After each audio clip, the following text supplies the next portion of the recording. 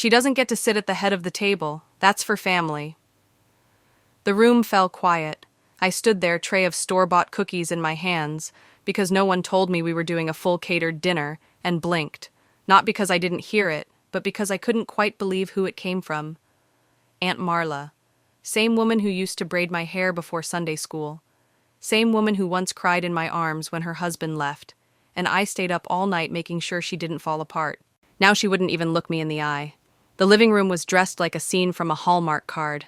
Strings of soft lights looped along the mantel, a crackling fire lit purely for show, and the dining table was set with name cards, linen napkins, and crystal that hadn't seen daylight since Grandpa's wake. And yet the ugliest thing in the room wasn't anything you could touch.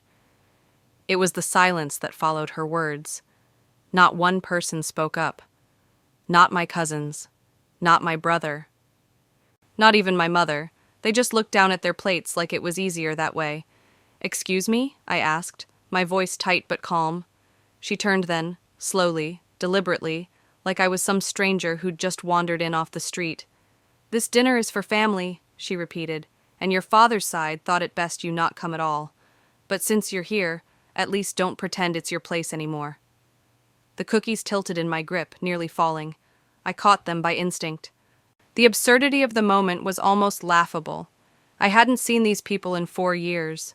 Not since the last time I left their house with my heart dragging behind me like a coat caught in a car door. And the only reason I was back was because of her. My mother. She'd called 2 days ago, her voice weak, quivering. "They found a mass, on my lungs. They're saying, it doesn't look good." I'd dropped everything. Booked a flight that same night. Slept in a plastic chair at the hospital she said she was in, only to be told by the receptionist the next morning there were no records of her admission. At all. When I called her in a panic, she said they'd moved her for privacy. That was 2 days ago, and now here I was, at a house I used to call home, being told, quite plainly, I wasn't family. The room had returned to life by then. Forks scraped on plates. Someone opened a bottle of wine. The only thing louder than the clinking glasses was the throbbing in my ears. But it was what happened next that hit me the hardest. My sister, Emily. She stood up, walked over like she might soften it all. I watched her expression, searching for the sister who used to write my college essays when I had panic attacks, the one who used to send me playlists to help me fall asleep after Dad passed. She took the tray of cookies from my hand, and without a single word, she placed it in the kitchen, on top of the trash bin. That sound, plastic hitting plastic, was louder than any scream. I didn't cry. Not then. Not yet. Instead, I did something that surprised even me. I sat down. At the seat no one dared touch. The head of the table. Aunt Marla's jaw twitched. My brother looked like he wanted to vanish into his mashed potatoes, but I just stared at them all, my eyes steady, my heart strangely calm. Because right then, in that moment, I knew something wasn't right. Not just the fake diagnosis, not just the coldness, but the fact that every single one of them was here. Even Cousin Amanda, who lived in Arizona and hadn't flown in for anything short of a funeral. They weren't gathered for a medical goodbye. They were gathered for something else. And just as the first toast was raised to family, the family I was apparently no longer part of, someone beside me leaned in close and whispered, "Do you know they called your lawyer last week?" People say you don't notice when you start losing yourself.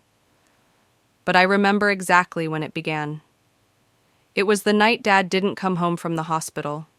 The cancer had spread, fast and quiet, like a betrayal we never saw coming. I was 24, fresh out of grad school, a job offer in Boston waiting in my inbox, something I'd dreamed of for years, and I turned it down. No one asked me to. That's the funny part. No one needed to. I just knew. Knew Mom wouldn't cope without someone to manage the house. Knew Emily had her internship lined up and that Brian had always had an allergy to responsibility. So I moved back in, unpacked my boxes, and started rearranging a life that had barely just begun. For years, I was the silent one behind the curtain. I drove Mom to every follow-up appointment, paid bills when insurance didn't cover, cut coupons while my siblings posted photos of rooftop brunches and Maui sunsets. I cooked dinners I wasn't hungry for. I ironed shirts for job interviews I'd never go to. When Brian totaled his car, I co-signed the lease for the next one. When Emily broke off her engagement and moved home crying, I gave up my room so she could have privacy. I slept in the basement for almost a year. No windows, no heat, just the drip-drip of the water heater and the sound of someone else's footsteps upstairs. I didn't mind. Not really. Because back then, I thought that's what family was. Give what you can, take what you need, right? But somewhere along the way, the scale tipped. I remember one Thanksgiving, Mom was sick with pneumonia and I'd just come home from an overnight shift at the pharmacy. My hands still smelled like antiseptic. My knees ached. I was exhausted. But I made the turkey, cleaned the house, folded napkins into little turkeys, even lit the fireplace. I didn't sit once.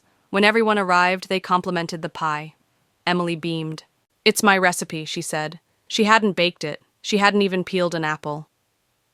I stood there, dish towel in hand, and nodded like it didn't sting. Because it always stung in silence first.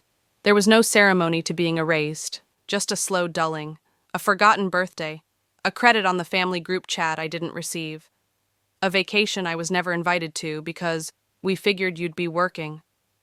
I guess it's easier to let someone carry everything if they don't complain. And I didn't. Not once. I paid off Mom's second mortgage, quietly, without applause, just mailed the final check and let her pretend it had been resolved by a bank error. I took over the home insurance after she let it lapse.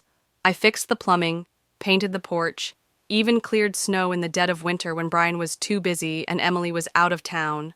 Still, I waited for that one moment when they'd say, "We see you." But it never came. The only time they looked at me with any intensity at all was when Grandpa died. He'd left his home to me. It wasn't much. A small 2-bedroom house on the edge of town. Needed repairs, but it was his. And it was in my name. He'd told me once, when I was still in college, tears in my eyes over tuition and scraping together lunch money, that he saw how I showed up. Always. Even when no one else did. "I see what they don't," he whispered. "And one day, they'll wish they had." I didn't move in. Not then. I kept paying for it. Let it sit. Thought maybe Mom could use it for retirement. Or Brian when he got back on his feet. I kept the deed locked away in my filing cabinet. Safe. But something shifted after Grandpa's funeral. The way Mom stopped answering my calls. The way Emily's tone changed. Shorter, colder, like I was interrupting something more important. Brian asked me once if I'd consider releasing the house back to the family so he could turn it into an Airbnb. I laughed. Thought he was joking. He wasn't. I said no, nicely, but firmly. A week later, the family group chat was deleted. I never got an explanation. Still, I didn't draw a line. I just kept hoping, kept trying. Maybe if I sent groceries, maybe if I showed up, maybe if I said yes more, but all I did was teach them that I would never stop saying yes. Until Mom's phone call, that one, the one with the words no child ever wants to hear. "It's cancer. They're saying it's really bad." And I flew back like I was on autopilot, heart pounding, head spinning, memories flooding, the guilt, the panic, the disbelief, only to find no hospital, no record, no diagnosis, no IV tubes, no oxygen tank, just an immaculate living room, fancy wine, and a table I wasn't allowed to sit at. I kept replaying it, those words Aunt Marla said, the look on Emily's face, the quiet shame on Brian's, and something inside me cracked. Not like glass, not loud, like old wood, quiet, but final. And then came that whisper. "Do you know they called your lawyer last week?" And suddenly, every sacrifice, every silent act of love, they didn't just forget them. They planned around them. The whisper had settled like smoke in my ear. "Do you know they called your lawyer last week?" I didn't turn to look, didn't ask who said it, because deep down, I already knew. And yet, I stayed, not out of fear, not even out of curiosity. I stayed because I wanted to see just how far they'd go. That night, I didn't sleep. I sat awake in the guest room, Emily's old bedroom filled with dusty trophies and forgotten glitter from a girl who used to write her name in hearts on notebooks. I watched the shadows shift across the ceiling and thought about every little moment I'd ignored. The odd glances, the hush when I entered a room, the awkward shuffle whenever the word will or house came up. They thought I didn't know, but they were wrong. The next morning, things began to unravel fast. Over breakfast, I caught the tail end of a conversation I wasn't meant to hear. Mom and Brian in the kitchen, thinking I was still asleep. She won't fight it. She never does. She doesn't even know the house is back on the market. Let's just get it transferred before the end of the month. Quietly. I should have burst in, thrown the truth on the table like fire. Instead, I poured myself some coffee, walked in like I'd just woken up and said, "So what's the plan for today?" Mom jumped. Brian turned pale.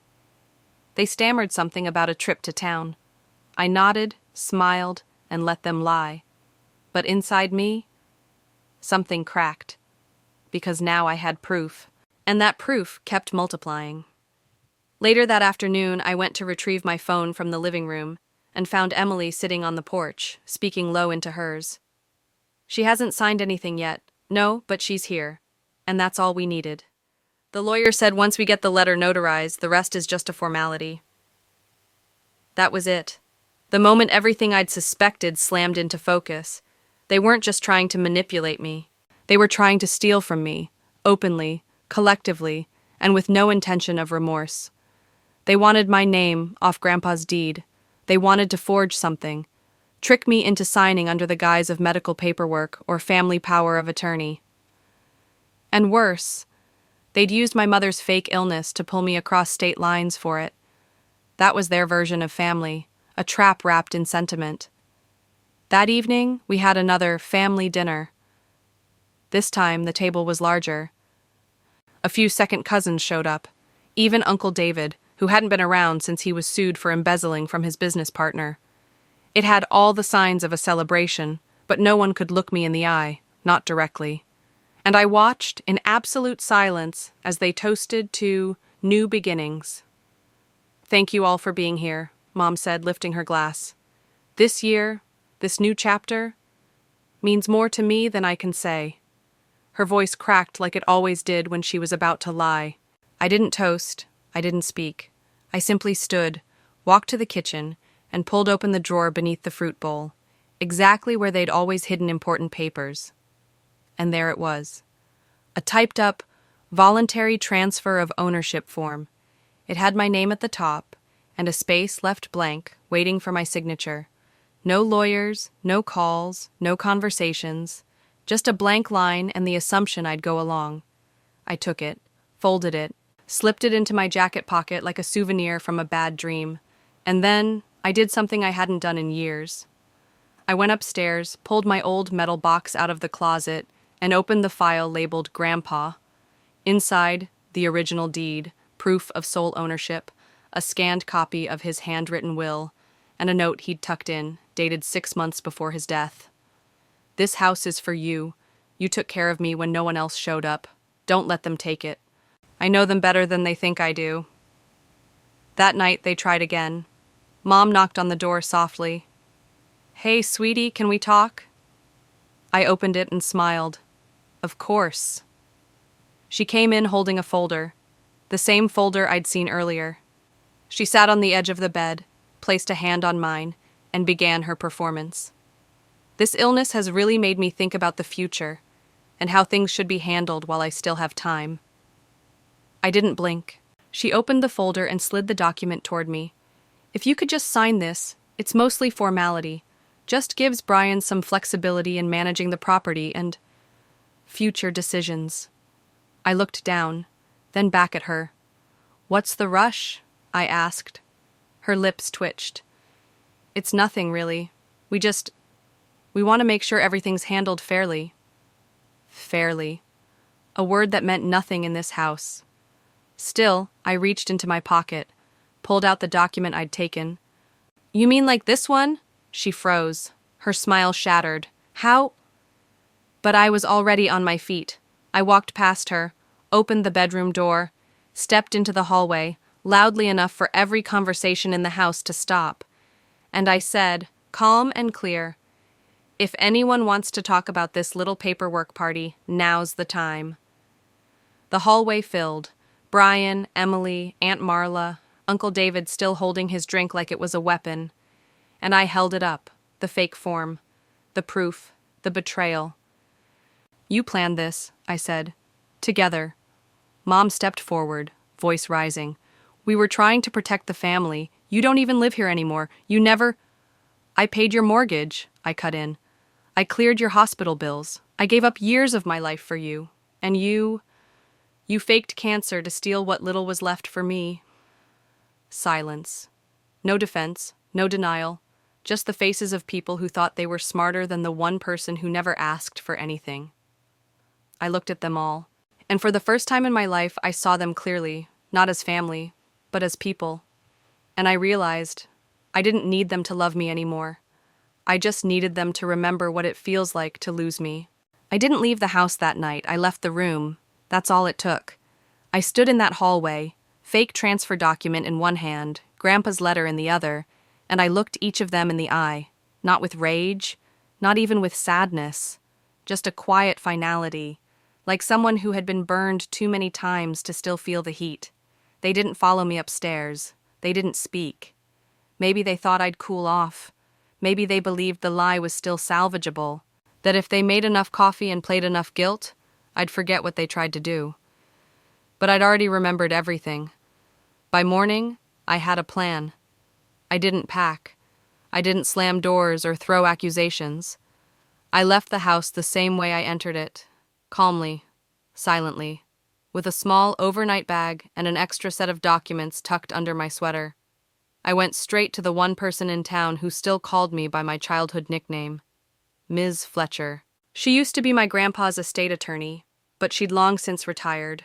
Still, she agreed to meet me at the diner off Route 6, the same one where Grandpa and I would get pancakes on Saturdays. She was already there when I arrived, gray hair tied back, legal pad in hand, eyes sharp as ever. She didn't even wait for me to speak. "I figured something like this might happen," she said. "Your grandfather asked me to prepare a backup document just in case." My heart knocked against my ribs. "You're saying he changed the will again?" She nodded. 2 months before he passed, he didn't tell your family because he didn't want to cause tension while he was sick. But he knew. He knew what they were capable of. She slid the folder across the table. Inside was a notarized addendum to the original will, not only confirming the house was mine, but clarifying that any attempt to alter or coerce the transfer would void any rights they had to future inheritance. The clause was underlined. My hands trembled. Not from fear, but from the rush of 100 memories collapsing into one clear message. He had seen me, all along. And just like that, the path ahead sharpened. I didn't call my mother. I didn't warn Brian or Emily. Instead, I called the county recorder's office and asked one question. "Has anyone submitted a transfer document on the Franklin Street property in the last 7 days?" There was a pause. "Yes," the woman said. "But it's flagged. The signatures don't match your recorded signature on file." They had already tried to pass off the fake document as real. My ears buzzed, but my voice stayed steady. "I'd like to initiate fraud proceedings." She transferred me to a supervisor. Within 20 minutes, a formal investigation was opened, but I wasn't done. 2 days later, I showed up to the family barbecue they'd planned. Yes, barbecue, as if nothing had happened. Like they could scrub away betrayal with ribs and potato salad. The backyard was crowded. Laughs floated through the air like everything was just fine. I waited until dessert, waited until the folding chairs were out and the wine had loosened their tongues. And then, as Emily stood by the cake, talking about her promotion, her new goals, I stepped forward and clinked a spoon against my glass. The sound silenced the space. They turned, all of them, and I began. "Hey everyone," I said, voice even. "Just wanted to make a little toast."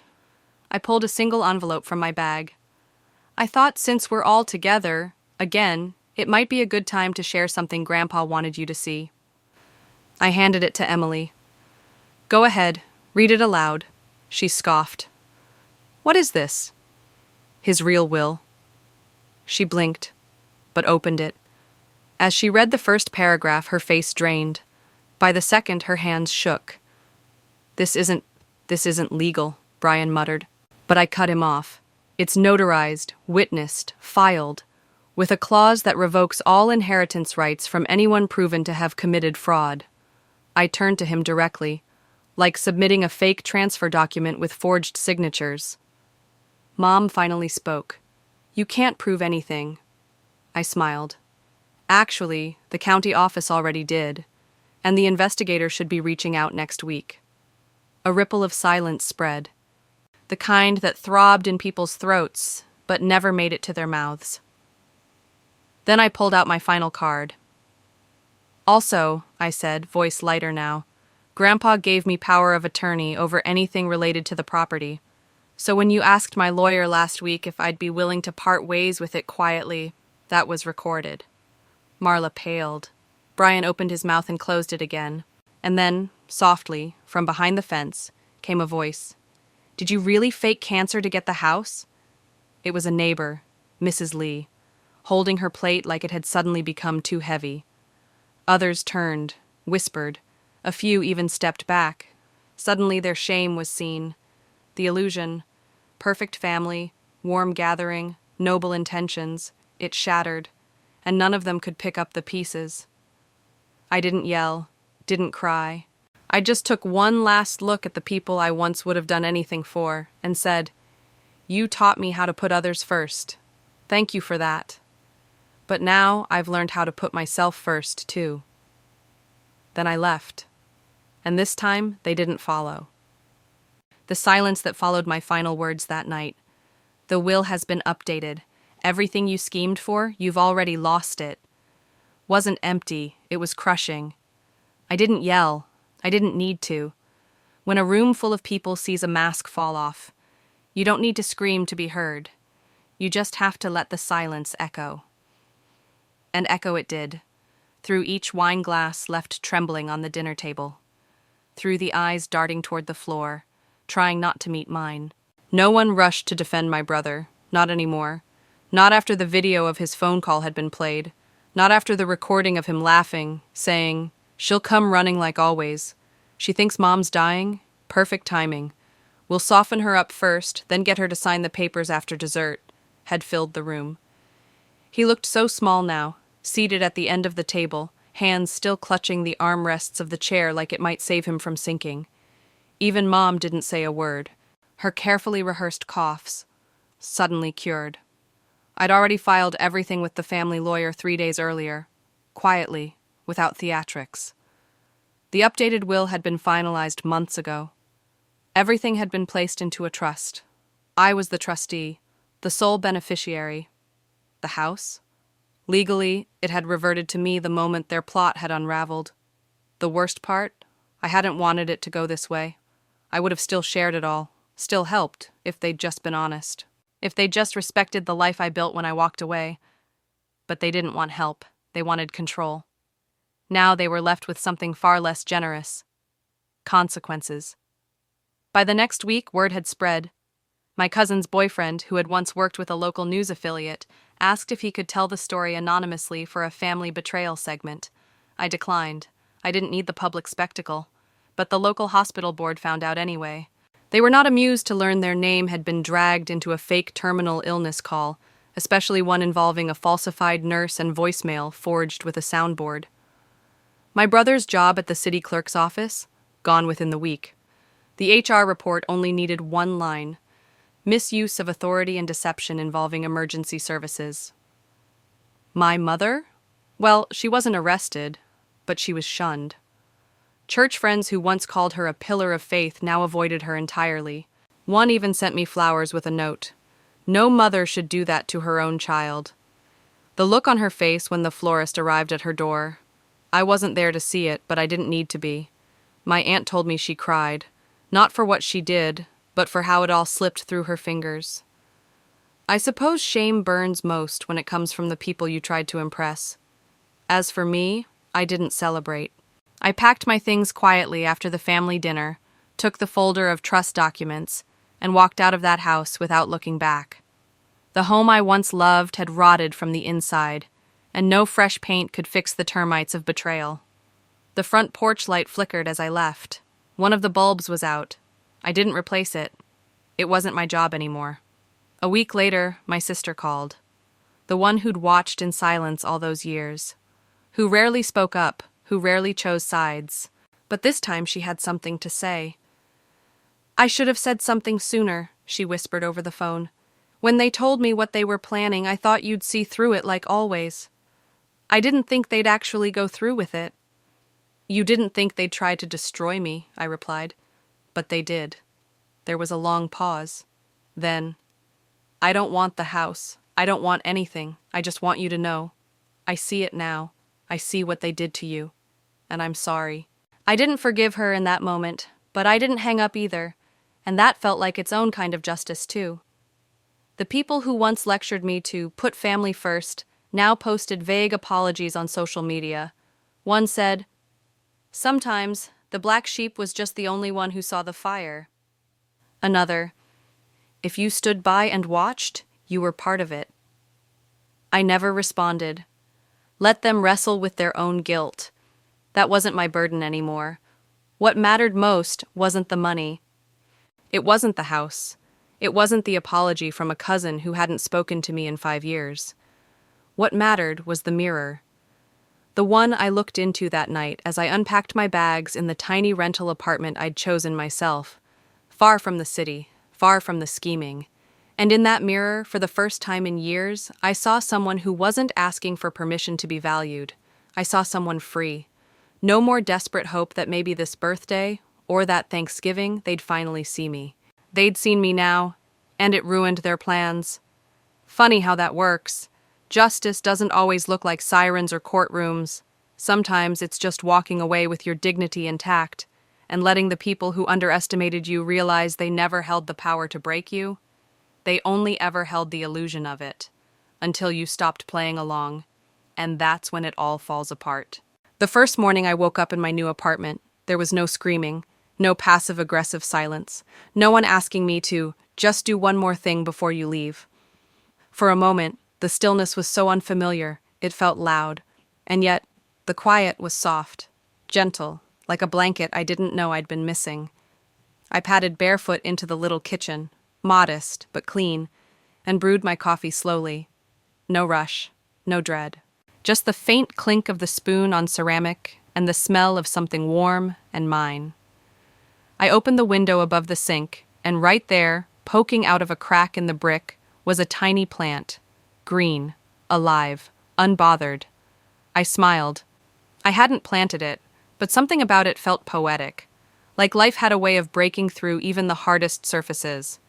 The past few months had moved fast. Paperwork, statements, court filings. But this moment, it moved slow, and I let it. There were messages, of course, missed calls, a few bold texts. "We didn't mean to hurt you.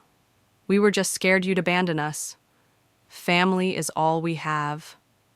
Funny how people who claimed you were too much suddenly decided you were the one thing they couldn't live without, once they lost access to what you gave them. But I didn't respond. Not because I was angry.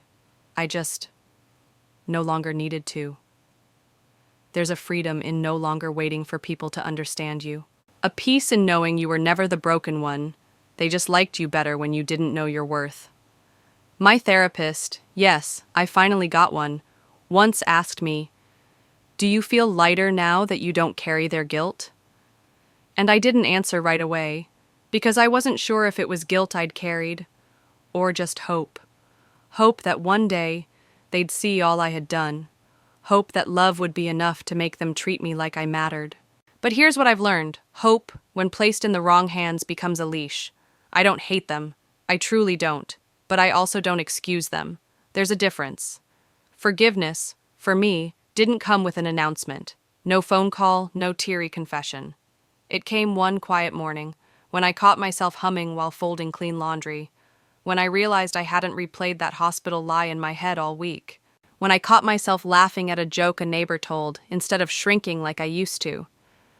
Forgiveness was a side effect of healing, not a requirement. Some days I still feel the sting, like when I pass a family of 3 laughing over brunch and wonder what it must feel like to be loved without conditions. Or when I get a letter from a cousin who says she had no idea what they were doing and asks if we can start fresh. But even then, the sting is smaller now, softer, like pressing on a scar that's already healed, and I don't need a fresh start. I started already, quietly, deliberately, for me. There's a shelf in my new place, nothing fancy, just 3 planks and a pair of brackets. But I filled it with things that matter. A photo of me hiking alone at 34, grinning like a kid. A cookbook I once put away because my sister said my food was too plain. A candle I light every night, not because it smells fancy, but because I chose it. And in the middle, there's a note my godson wrote after the hearing. 6 words, scrawled in crayon. You did the right thing. Always. That note? It reminds me who I am, without the labels they tried to pin on me, without the weight of their needs. To anyone watching this who's ever felt like the black sheep, the afterthought, the emergency fund with a heartbeat, I see you. You are not hard to love. You are not too much. You were just surrounded by people who only knew how to take. If they never say thank you, say it to yourself. If they never apologize, write your own ending. If they never show up, build a table where you do belong and pull up a chair just for you. Let today be the day you stop begging for a seat in a house that burns you just for warmth. You deserve better, and not someday, now. If this story echoes something inside you, if you've ever been tricked, used, or made to feel like your worth was measured in dollars or silence, leave a comment. You're not alone, and if you know someone who needs to hear this, someone still caught in the fog of family guilt, share it with them. We heal by telling the truth, and we grow by walking away from what no longer feeds us. Thanks for being here, and if you haven't yet, hit subscribe, because sometimes the stories that free us start with someone else finally speaking them aloud. The sun is up now, and the plant in the brick still reaching. So am I.